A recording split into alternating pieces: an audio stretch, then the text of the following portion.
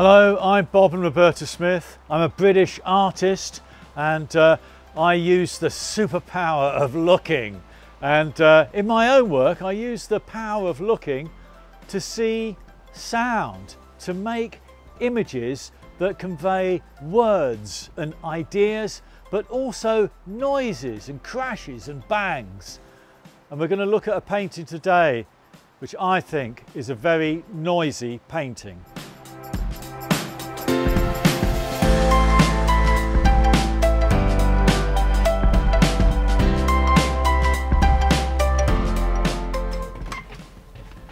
Ooh, what's this?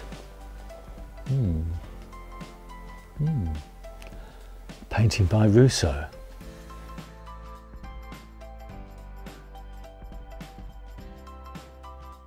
I'm using my superpower of looking now, and I'm looking at the painting, and actually I'm looking, but I'm hearing things. And what I'm hearing is because there are two enormous cracks of lightning here, and across the whole surface Rousseau has painted it. I don't know how he's done this. It's a kind of magic. He's kind of created a surface where you can see the rain falling and the wind is whooshing in and all the leaves have been taken one side, and we don't know if we're scared of the weather or whether we're scared of the tiger, or whether the tiger's scared of the weather, or whether the tiger's looking at an antelope that he wants to eat. So there's lots going on. It's a world of confusion, and it's a really exciting painting. But it's also, as I look at it, I can see it's a really careful painting. So you would think excitement would mean Rousseau would have a brush like this and he'd be going, oh, this is exciting. But he's not. He's making the painting like this. So he's thinking about all that sound, and he's thinking about how to convey that in something which in the end is really beautiful. I can see gourds or plants or pods, fruit growing on this tree. He's painted this tree in bright red, and that leaps out at you.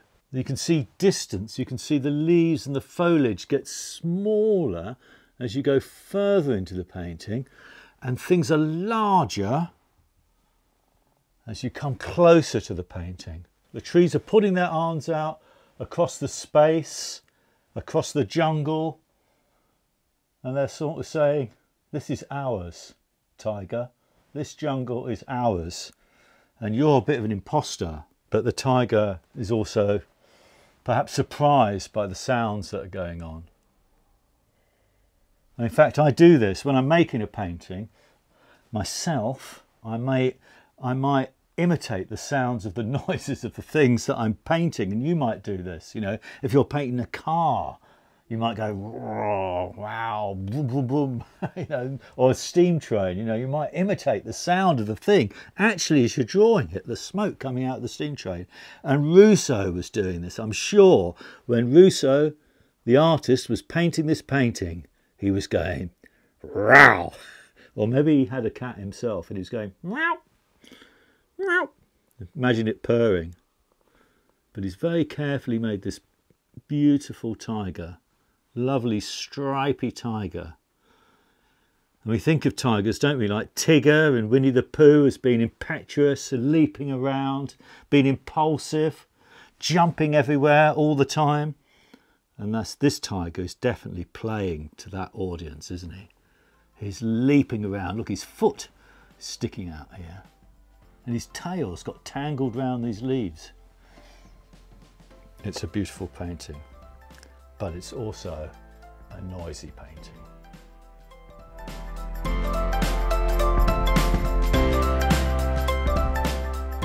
We've all got the superpower of looking, whether we're artists or not, and I hope it inspires you to look at the world afresh, come up with bright ideas about the world, because in a way We're all artists.